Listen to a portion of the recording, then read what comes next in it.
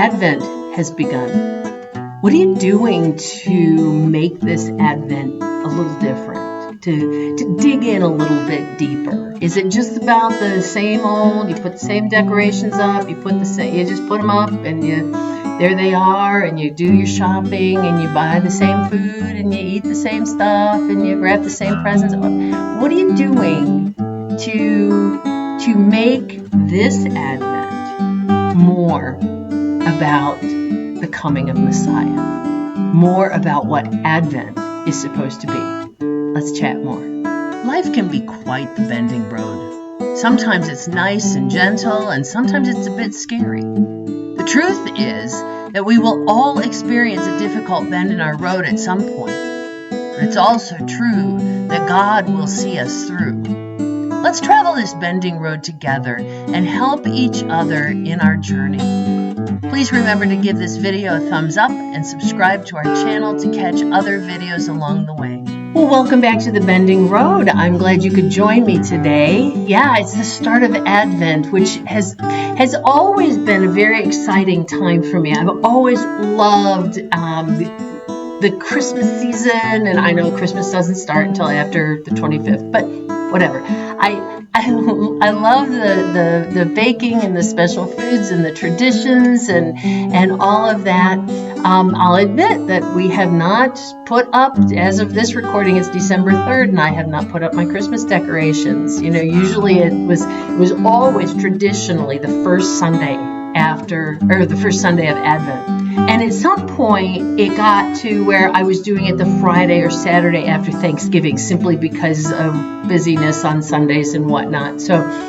But this year, we're past the Thanksgiving weekend, and we are past the first Sunday of Advent, and we are past December 1st. We are December 3rd, and I have not done anything. I still have, pumpkins and stuff, but this hip surgery has slowed some things down. So I got to thinking, what am I doing to get myself not just into the holiday spirit? That's not what I'm talking about. I'm talking about to dig a bit deeper into why we're celebrating this at all. And that's all about the coming Messiah.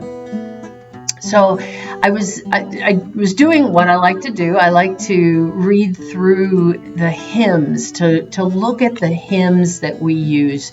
So often we learn the hymns and then we sing them by rote, and we don't pay a whole lot of attention. I mean, there's so many hymns out there. I could just sing the words, but it's more like, reciting the alphabet than it is really singing the words of the hymn and worshiping. And so I was looking at the hymn, O Come, Emmanuel, because we're going to use that for a couple of weeks in church. This is an old Latin hymn from the 12th century, so it's certainly not a contemporary song. Even the English edition, as we have it in our hymnal, was from the 1800s by a man named John Neal.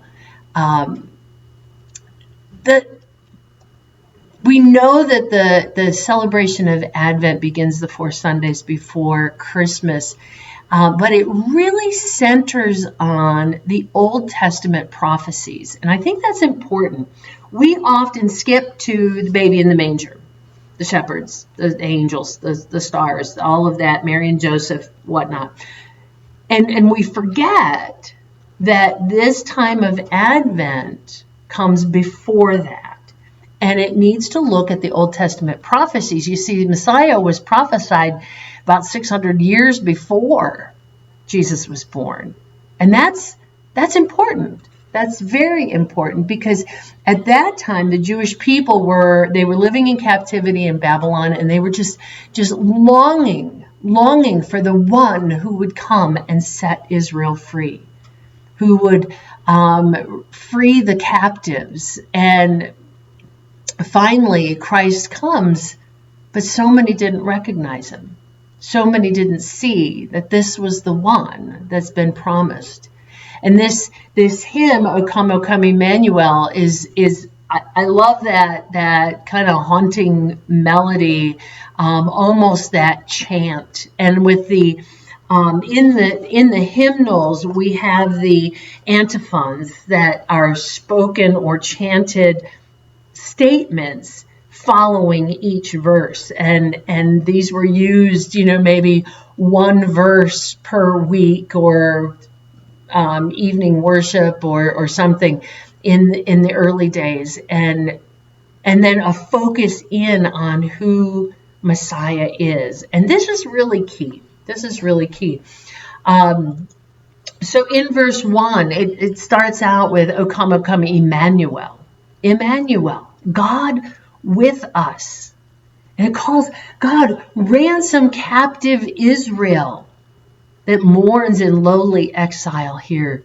That mourning really goes on today, as we are captive in our sin.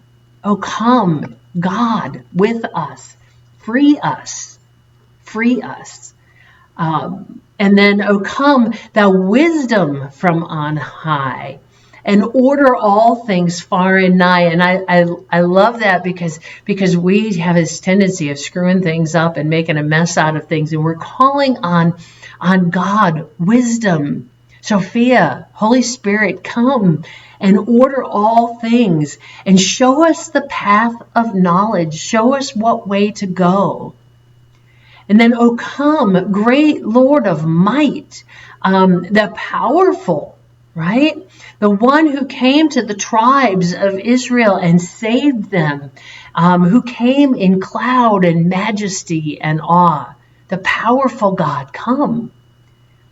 Verse 4 says, O come, thou root of Jesse's tree, an ensign of thy people be. Before the rulers silent fall, and peoples on thy mercy call. Every knee will bow, every tongue will confess. And we call on his mercy, his righteousness.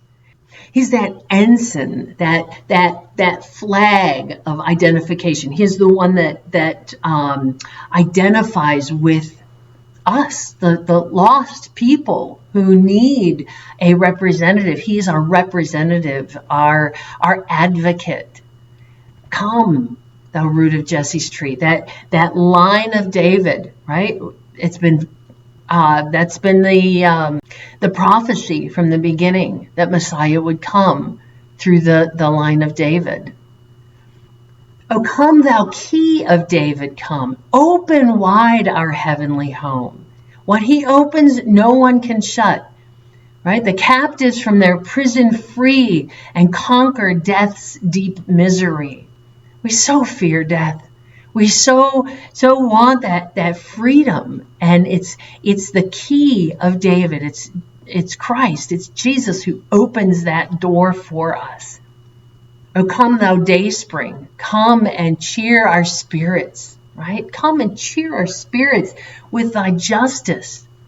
Remove the gloomy clouds and death's dark shadow. Put that to flight. We no longer fear death. We no longer are caught in dismay and hopelessness. No, he brings hope. He is the dayspring, the light that shines upon our world. And O come, desire of nations, the one whom all desire. Everybody watches for, the one who brings freedom, Messiah, the one who brings hope, the one who releases the captives. Come, desire of nations, and bind all people in one heart and mind for the glory of God. From dust you brought us forth to life, and now you deliver us from earthly strife. Goes back to creation. You brought us forth from the beginning, and you have cared for us forever. He is Emmanuel. He is wisdom. He is Adonai, right? Adonai, the great Lord of might, the root of Jesse, the key of David, the dayspring, and the King of the Jews and the King of the Gentiles. Oh, come. Oh, come. And then it closes with that wonderful refrain, rejoice, rejoice. Emmanuel shall come to thee, O Israel. Rejoice. We're looking ahead, right? We're looking back and we're celebrating that he came. We're celebrating the present, that he's here with us now, but we're also celebrating that he will come again. And every knee shall bow, every tongue will confess that Jesus Christ is Lord. And there are some scriptures. Isaiah 7:14, the Lord himself will give you a sign. The virgin will conceive and give birth to a son, and you will call his name Emmanuel. God is with us. 9:6, Isaiah, for to us a child is born, to us a son is given, and the government will be on his shoulders. He will be called Wonderful Counselor, Mighty God, Everlasting Father, and Prince of Peace. Remember who this is we're talking about. Isaiah 11:1, a shoot will come up from the stump of Jesse, right? From the house of David. From his roots, a branch, a righteous branch, will bear fruit. Then we go to Matthew 1:22 and 23. All this took place to fulfill what the Lord said through the prophet, right? Connecting back to the prophets. The virgin will conceive and give birth to a son, and they will call him Emmanuel, which means God with us. Galatians 4:4 and 5. But when the set time is fully come, God sent his son. God did this. Already did this. Born of a woman, born under the law, to redeem those under the law, that we might receive adoption. Adoption into sonship. Adoption into the family. And Luke 1:78 and 79, because of the tender mercy of our God, by which the rising sun will come to us from heaven, to shine on those living in darkness and in the shadow of death, to guide our feet into the path of peace. Rejoice. Rejoice. Emmanuel has come to thee. Has come to thee.